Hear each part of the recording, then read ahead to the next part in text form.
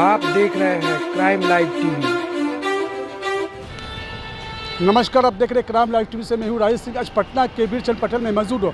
हमारे सामने छात्र नेता दिलीप जी मौजूद हैं। दिलीप जी, चलिए क्या कहना चाहते हैं आप?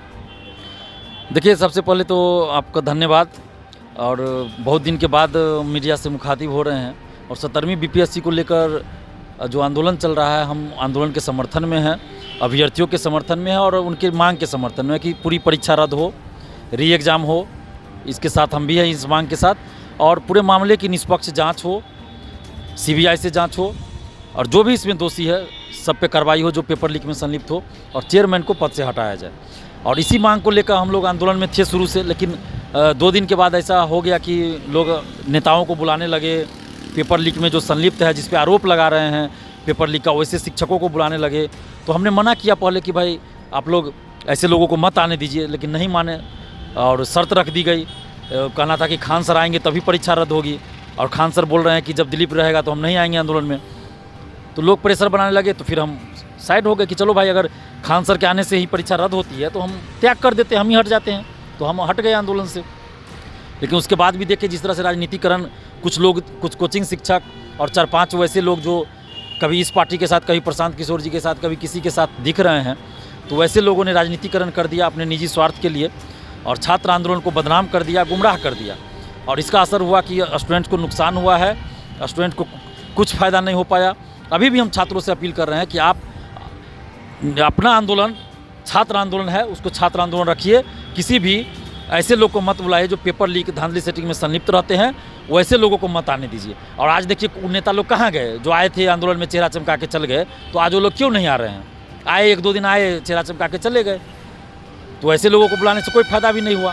तो अभी भी कम से कम वैसे लोगों से दूरी बनाए, पेपर लीक में संलिप्त लोगों से दूरी बनाए, वैसे लोगों को आंदोलन में नहीं आने दे। दिलीप जी, ये बताइए, आप छात्र नेता हैं, छात्र नेता होने के बावजूद भी छात्र और छात्रों के पीछे कैसा आपका संबंध है? देखिए, हमारा तो अन्योन्याश्रय संबंध है, एक पारिवारिक संबंध है। समझिए कि छात्र जितने हैं वो हम उनको अपने परिवार की तरह मानते हैं। और उनको जब तकलीफ़ होती है, कुछ दिक्कत होती है, तो हमको लगता है कि मेरे परिवार में किसी को दिक्कत हुई है। और हम तो ऐसा हुआ है कि अपने बीवी और नवजात बच्चा को छोड़कर हम जेल में थे छात्र आंदोलन में। 6 दिसंबर को हम जेल चले गए और 12 को जेल से बाहर निकले थे। तो हम छात्रों के लिए, क्योंकि हमने भी वो दर्द झेला है, हम बीपीएससी अभ्यर्थी रहे हैं और आंदोलन करते करते कब बीपीएससी अभ्यर्थी से छात्र नेता बन गए हमको भी पता नहीं चला। हम कोई वंशानुगत या फिर कोई पारिवारिक, मेरा ऐसा नहीं है बैकग्राउंड कि हम छात्र नेता हैं।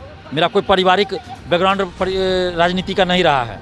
हम भी बीपीएससी की तैयारी करने ही पटना आए थे। लेकिन शुरू में जो आंदोलन में देखे कि नेता और कोचिंग शिक्षक क्या करते हैं, आंदोलन को कैसे भटका देते हैं, उसके बाद ही हमने कोचिंग शिक्षकों और नेताओं से आंदोलन को दूर किया कि आंदोलन में वो लोग नहीं आवे और छात्र आंदोलन सिर्फ छात्र आंदोलन रहे। और 19 से हमने छात्रों का आंदोलन का नेतृत्व किया। 16 से 19 भी हम आंदोलन में थे, लेकिन उस समय कोचिंग शिक्षक और नेता लोग भी आते थे और आंदोलन को गुमराह। दिलीप जी, आप ये बताइए, आप छात्र को अपने परिवार मानते हैं, तो परिवार है मानते, तो कहाँ कोई छात्र कॉपरेट कर रही है? देखिए, अब कुछ छात्रों ने ये किया, सभी छात्रों को ये पता नहीं था। कुछ छात्र जो थे, 4-5 लोग, वो शिक्षक से मिलकर, कुछ कोचिंग शिक्षक जो आंदोलन में थे, वो लोग मिलकर साजिश किए कि किसी तरह दिलीप कुमार को बाहर कर दो आंदोलन से। और ये लोग अपने कोचिंग का प्रचार करना चाहते थे, राजनीतिक फ़ायदा उठाना चाहते थे। और जो 4-5 चेहरे हैं जो स्टूडेंट के रूप में थे, हो सकता है वो एग्ज़ाम भी दिए हों, मुझे नहीं पता, लेकिन इससे पहले किसी आंदोलन में नहीं दिखे वो लोग। 6 तारीख को भी आंदोलन नहीं दिखे। और ये लोग कभी प्रशांत किशोर जी के साथ, कभी बीजेपी कार्यालय, कभी जदयू कार्यालय, कभी कांग्रेस के नेता के साथ दिखते हैं। तो ये लोग बस अपना राजनीतिक चेहरा चमकाने के उद्देश्य से छात्रों को गुमराह करते रहे और छात्र आंदोलन को भटका दिए। आंदोलन का डिमांड सही था, लेकिन इन लोगों ने गुमराह कर दिया आंदोलन को। अब देखिए ना, कुछ दिन के बाद आंदोलन में क्या चर्चा चला, री एग्ज़ाम की जगह पे आ गया वैनिटी वैन का चर्चा, प्रशांत किशोर जी क्या पहनते हैं उसका चर्चा, प्रशांत किशोर जी कैसे सोए हैं, प्रशांत किशोर जी किस हॉस्पिटल में, उसका चर्चा होने लगा। तो फलना जी ने क्या कहा, चिल्ना जी ने क्या कहा, और आंदोलन को भटका दिया इन लोगों ने। मैं अभी भी कह रहा हूँ अभ्यर्थियों से कि आप पेपर लीक के खिलाफ ये आंदोलन है, और पेपर लीक कराने वाले को, पेपर लीक में संलिप्त लोगों को आंदोलन में बुलाया जाएगा तो फिर आंदोलन तो बदनाम होगा ना, इससे आंदोलन कमज़ोर होता है।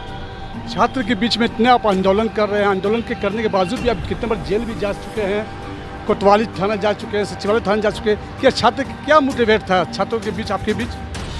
देखिए, छात्र और हमारे बीच कोई मतभेद नहीं है। स्टूडेंट्स तो सभी चाहते हैं और इससे पहले भी हम बहुत आंदोलन किए हैं, तो स्टूडेंट तो अच्छी तरह से जानते हैं। लेकिन कुछ लोगों ने ऐसा किया, मैं क्या कर रहा हूँ, 10-15 लोग, 15 से 20 लोग होंगे, 10 से 20 कह लीजिए, 20 लोग, यही लोग मिलकर जो है ये बहुत बड़ा षड्यंत्र किए और आंदोलन को गुमराह कर दिए। और आंदोलन को एक तरह से समझिए कि बेच दिया गया, आंदोलन का राजनीतिकरण कर दिया गया।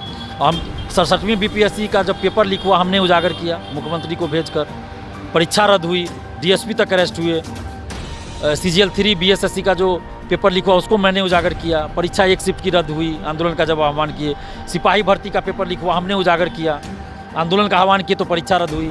बीपीएससी TRE 3 15 मार्च 2024, परीक्षा से पहले जब पेपर लीक हुआ, हमने उसका आह्वान, ये उसका क्या कहते हैं, उजागर किया, उसको आर्थिक अपराध इकाई को सूचना दिया। और जब आंदोलन का आह्वान किया तो परीक्षा रद्द हुई। तो ऐसा नहीं है कि हम अचानक से आ जाएँ, लेकिन आज कुछ लोग अचानक से इस आंदोलन में आकर और पूरे आंदोलन को गुमराह कर दिए। तो अभ्यर्थियों को भी ये सोचना चाहिए था कि वैसे लोगों पे आप भरोसा कैसे कर लिए, जो पहले कभी आंदोलन में नहीं थे, पहले कभी कुछ किए नहीं, और आज अचानक से आके मसीहा बनने का प्रयास, दिखावा कर रहे हैं महज। कोई अपने कोचिंग का प्रचार कर रहा है तो कोई राजनीतिक फ़ायदा उठा रहा है, प्रशांत किशोर जी को गाली भी दे रहे हैं, प्रशांत किशोर जी से मिल भी रहे हैं। तो ये सब बड़ा अजीब लगा मुझे, और मैं इसलिए आंदोलन से हट गया था क्योंकि मैं सिद्धांतवादी आदमी हूँ, और पेपर लीक के खिलाफ आंदोलन है, और पेपर लीक में संलिप्त लोग ही, नेता ही उसमें आएंगे, तो फिर कोई फायदा नहीं है उसमें रहने से हमें।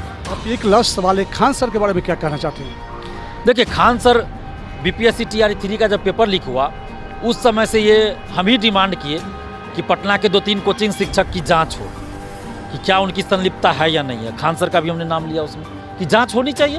भाई आरोप लग रहे हैं, अभ्यर्थी ही फ़ोन करके हमें बता रहे हैं। अभी नॉर्मलाइजेशन के बारे में देखिए, नॉर्मलाइजेशन का समर्थन किए बीपीएससी ऑफिस में जाकर, और नॉर्मलाइजेशन के खिलाफ आंदोलन हो रहा है, तो उसमें आके वो लास्ट में शाम में आके वाहवाही लूटना चाह रहे हैं। मीडिया में ये चलवा दिए कि गिरफ्तार हो गए खान सर। पुलिस ने खंडन किया कि कोई गिरफ्तारी नहीं हुई उनकी, ना ही उनको बुलाया गया, तो खुद थाना में आए थे अपना मीडियाबाजी करने के लिए कि हम गिरफ्तार हो गए। फिर गिरफ्तार हमें किया गया, हमें जेल भेजा गया, और उसके बाद वो जाके जब ये खबर चली कि दिलीप कुमार को जेल भेज दिया गया, तो जाके हॉस्पिटल में भर्ती हो जाते हैं। तो ये सब तो नौटंकी कर रहे हैं। और वो तो कहते हैं कि भाई नीतीश कुमार जी से हमारा डायरेक्ट बात होता है, नीतीश कुमार जी से मिलते हैं, फोटो भी वायरल है, तो वो तो डायरेक्ट जाके मिल के एग्जाम कैंसिल करवा सकते हैं अगर छात्र हित में वो सोचते हैं तो आंदोलन में आके क्या करेंगे। लेकिन फिर भी वो आंदोलन में आए, हम हट गए, उनके चलते हमको हटाया गया तो हम हट गए, लेकिन फिर भी अब देखिए क्या परिणाम है। तो ऐसे लोग स्टूडेंट्स को गुमराह करते हैं, अपना राजनीतिक हित साध रहे हैं। ये सबको पता है कि किस मंत्री से, किस नेता से उनका साठगांठ है, क्या साठगांठ है, सबको पता है।